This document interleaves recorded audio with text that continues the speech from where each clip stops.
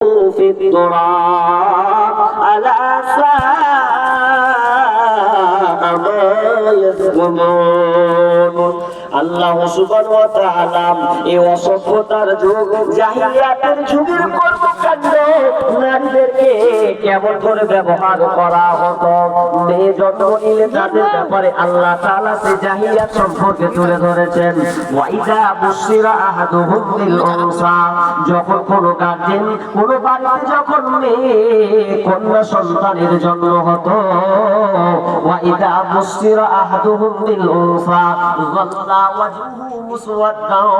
তখন তাদের মুখখানটা তাদের চেহারাটা কালো বর্ণের হয়ে যেত ওয়াইদা বুশিরা আহাদুহুম বিল উনসা যাল্লা ওয়াজহুহু মুসওয়াদ্দান ওয়া হুয়া কাযীম তাদের মনটা প্রাকান্ত মন হয়ে যেত কেন তো তার বাড়িতে ছেলে না হয়ে কন্যা সন্তানের জন্ম হয়েছে ইয়াতাওয়ারা মিনাল কওমি মিন সুই মা বুশিরা যখন তাকে এই সংবাদটা দেওয়া হতো তোমার বাড়িতে মেয়ে কন্যা সন্তানের জন্ম হয়েছে এই জন্য তার গ্লানির ভয়ে তার মান সম্মানের ভয়ে তার ইজ্জতকে বাঁচানোর জন্য তার কম থেকে তার এলাকা থেকে সে নিজেকে গোপনে রাখতো লুকিয়ে রাখতো যাতে কেউ বলতে না পারে যে তোর বাড়িতে মেয়ে সন্তানের জন্ম হয়েছে মেয়ে সন্তান হওয়া মানে তাদের জন্য বোঝা তাদের জন্য ক্ষতির দিক হাজি কেন এটা আরে ছেলে তো আল্লাহর দান মেয়েও আল্লাহর দান মেয়ে হলে তাদের মনটা এমন কেন হতো লম্বা কথা নয় শর্টকাটে বলতে আপনাকে বলে দিই আচ্ছা আপনার মেয়ে ঘরে যদি মানুষ হয় আর আপনার মেয়েটাকে যদি সম্মান না দেওয়া হয় ওই মেয়েটা বড় হবে রাস্তায় যাবে তাকে লাঞ্ছিত করবে তাকে নির্যাতন করবে ধর্ষণ করবে ওই মেয়েটার বিয়ে দিতে গেলে ছেলের পক্ষ থেকে চাপ প্রয়োগ করবে এতটা লাগবে শুধু তাই নয় তার বাড়িতে ঝি খাটতে যাবে আরে কোন ইতিহাস ভয়াবহ ইতিহাস আছে একটা মেয়ে যদি রাস্তায় যায় তো ওই মেয়েটা স্বাধীন নয় যে আমি এখান থেকে নিয়ে আপনার কিনা জমিপূর্ণ এই পাশে কোন একটা এলাকা যাব এইরকম এলাকা যাওয়ার কোনো নিরাপত্তা ছিল না কোনো ছেলে মেয়ে যদি কোনো ছেলেরা যদি একটা দল বসে থাকে তো বলতো এক কাজ কর মেয়েটার পেটে বাচ্চা আছে ইতিহাস দেখেন কত জঘন্য কত একদম ভারাক্রান্ত ইতিহাস একটা মেয়ে প্রেগনেন্ট আছে পেটে বাচ্চা এখন চারজন যুবক বলছে এই বলতো মেয়েটার পেটে ছেলে আছে না মেয়ে আছে একজন বলছে কি হবে ছেলে আছে না হয় মেয়ে আছে না একজন বলছে না ছেলে আছে বলছে ও মেয়ে হতে পারে আরেকজন বলছে এক কাজ কর অত তর্কাতর্কি করে লাভ নেই মেয়েটাকে ধরে পেটটাকে চিড়ে বের কর ছেলে আছে না মেয়ে আছে একেবারে সমাধান ক্লিয়ার এত কথা বলার কি দরকার আছে মেয়েটাকে ধরলো চাকু নিল পেট ফেলে দিল বাচ্চা বের করে নিল দেখছে যে না এটা ছেলে আছে হয়তো এটা মেয়ে আছে এরকম আচ্ছা কোন বাপ চাইবে যে এটা কোনো মেয়ের উপর অত্যাচার হোক জি চাইবে না তো তার থেকে মেয়ের বাপেরা বলতো যে জায়গা একবারে মেরে দিব একবারে গলা টিপে দিব একবারে যা করবে একবার খতম করে দিব 10 দিন 1 মাস 2 মাস কাঁদবো এই ভালো কিন্তু চোখের সামনে মেয়ে অপদস্থ হবে এটা বরদাস্ত করতে পারবে না কারণ মেয়েদের সম্মান মর্যাদা সেই সময় দেওয়া হতো না এই জন্য আমার আল্লাহ বলছেন ইয়াতাওয়ারা মিনাল কওমি মিন সুই মা বুশিরা বি আয়ুমসিকুহু আলা হুনিন আম ইয়াদুসুহু ফিত তুরাব সে চিন্তা করত যখন মেয়ের বাপকে বলা হতো তোমার মেয়ে তোমার ঘরে জন্ম নিয়েছে তখন সঙ্গে সঙ্গে তার গ্লানির কারণে তার মান সম্মানকে বাঁচানোর জন্য তার এলাকা থেকে সে পালিয়ে বেড়াতো কোনো পরিবারের কাছে সে সামনাসামনি হতো না কোনো পটাক মাসির কাছে গেলে খালার কাছে গেলে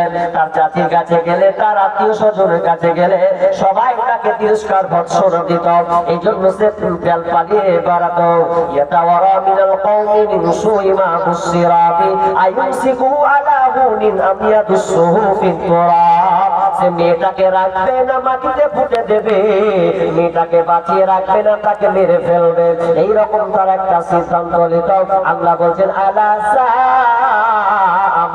ইয়াহকুমুন, তারা যে সিদ্ধান্তটা নিত এটা কতই না জঘন্য সিদ্ধান্ত, কতই না নোংরা সিদ্ধান্ত।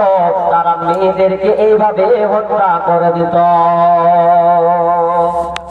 সামান্য একটা ঘটনা বলবো, ঐতিহাসিক ঘটনাগুলোকে তুলে ধরেছেন মাজমাউ জাওয়াইদ একটা হাদিস, সেখানে ঘটনা আছে। তাফসিরে কুরতুবী পুরানো তাফসির, সেখানেও ঘটনা তুলে ধরা আছে। তবে একটু সংক্ষেপ আপনাকে বলছি, সময় খুব কম, এই জন্য আমি তাড়াতাড়ি করে কাটছি। কি মেয়েদেরকে কেমন ব্যবহার করা হতো? একজন সাহাবী ইসলাম গ্রহণ করেছেন।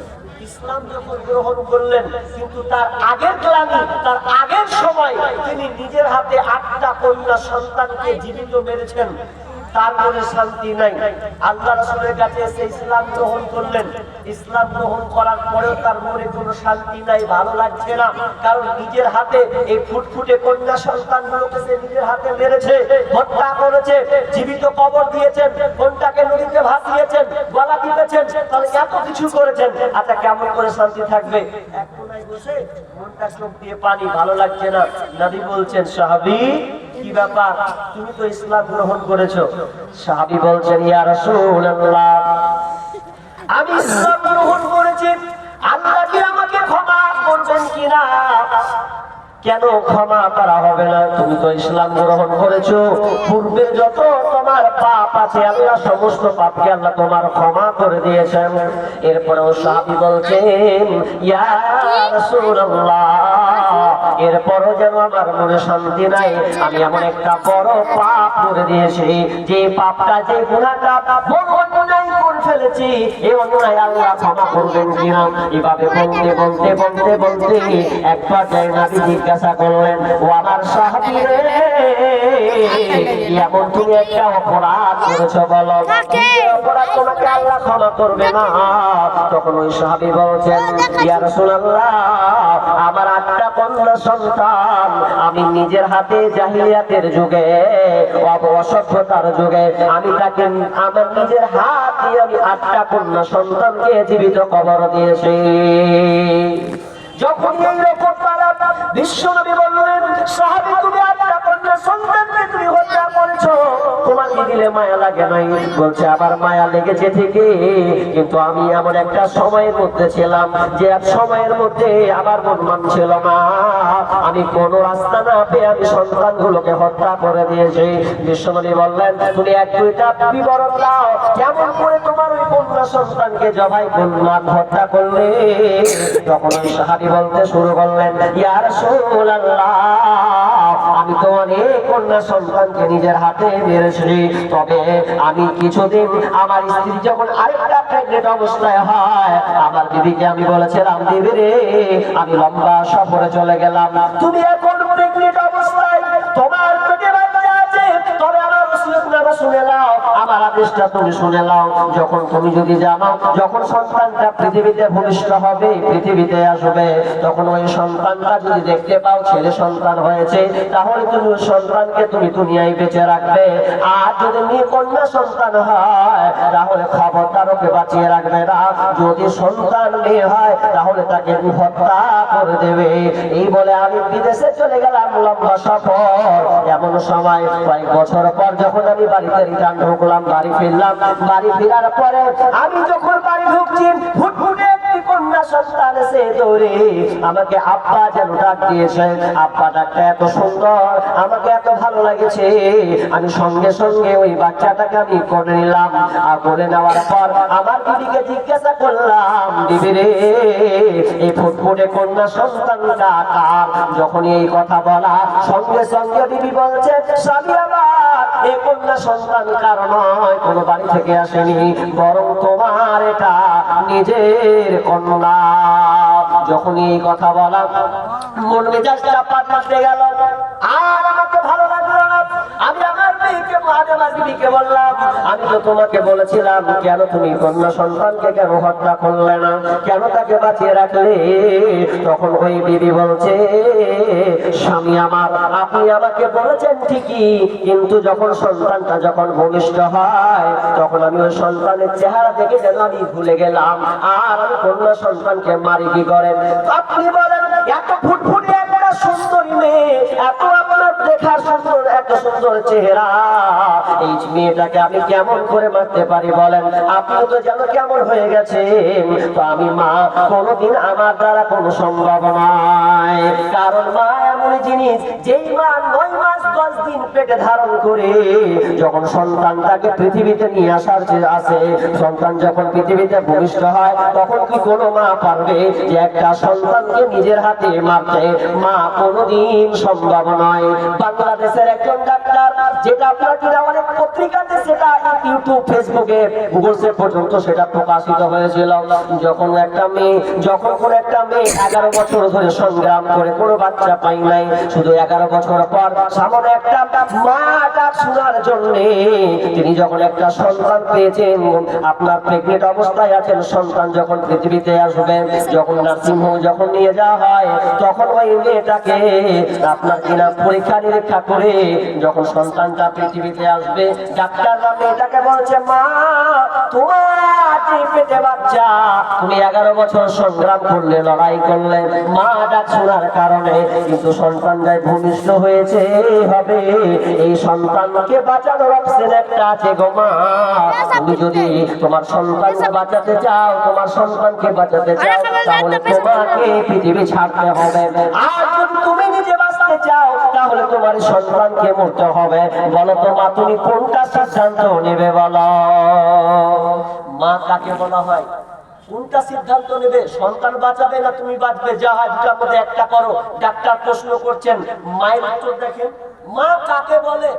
মা তখন সঙ্গে সঙ্গে বলছি, ডাক্তার মশাই, ডাক্তার বাবু, আপনি এমন একটা বিভাগের প্রশ্নই আমাকে ফেলেছেন। 11 বছর সংগ্রাম করে একটা সন্তান আমি পৃথিবীতে পাবো, ওই সন্তানটা মুখ দেখার জন্য তো আমার এতটা সংগ্রাম, কিন্তু আপনি আমাকে এমন প্রশ্নে ছুড়ে দিলেন, এমন একটা প্রশ্নের সম্মুখীন আমাকে করে দিলেন, যদি আমি বাঁচি তাহলে আমার সন্তান মারা যাবে, আর সন্তানকে যদি মারতে হয় তাহলে আমি বেঁচে যাব। কিন্তু আমার রায়টা শুনলেন, আমি মা, আমার সন্তান পৃথিবীতে থাকবে এটা আমি চাই, আমি মা পৃথিবী ছেড়ে চলে যেতে রাজি আছি, কিন্তু আবার চোখের সামনে আমার সন্তান মারা যাবে আর আমি মা দেখবো, এটা আমার দ্বারা কখনোই সম্ভব নয়। কারণ আমি পৃথিবীর আলো পেয়েছি, বাতাস পেয়েছি, মা দেখেছি, আব্বা দেখেছি, পৃথিবীর আমি নিদর্শন করলাম, দর্শন করলাম, কিন্তু আমি চাই আমার সন্তান পৃথিবীর মুখ দেখুক, আলো দেখুক। বরং ডাক্তার মশাই, আপনি আমাকে মেরে দেন, আমার সন্তান যেন বেঁচে যায়। যখন এই কথা বলা, ডাক্তাররা পর্যন্ত সেদিন চোখ দিয়ে পানি ফেলেছিল। মা কাকে বলা হয়? মা মরতে রাজি আসে, কিন্তু সন্তানকে খবরদাসে মারার কোনো পরিকল্পনা তার নাই। যখন সন্তানটা পৃথিবীতে আসলো, 4 থেকে 5 মিনিট পর্যন্ত মা সন্তানের চেহারা দেখে সঙ্গে সঙ্গে মা দুনিয়া ছেড়ে দিল। জীবনের মূল কষ্ট মায়ের প্রসব বেদনায়, 27 সাত জামিন তখন মায়েরই মাথায়। আবার সুন্দর মুখ দেখে মায়ের, আবার সুন্দর মুখ দেখে মায়ের, দেখা যে যাই ভুলিয়া, আমার প্রাণের মা, মা গো মা, কোথায় গেলে মোরে ছাড়িয়া, জনম দুঃখী ইয়াতীম আমি, চাই না কেহ ফিরিয়া। আমি যখন ছিলাম আমার মায়ের উদারে, চলাফেরা করলেন যে মায় কত কষ্ট করে, এমন মাকে কেমনে আমি, এমন মাকে কেমনে আজি যাব আমি ভুলিয়া। আমার প্রাণের মা, মা গো মা, কোথায় গেলে মোরে ছাড়িয়া, জনম দুঃখী ইয়াতীম আমি, চাই না কেহ ফিরিয়া। দুঃখে কষ্টে মায়ের জীবন আমাকে নিয়া শোধ করিতে পারিব না রে জীবনটা দিয়া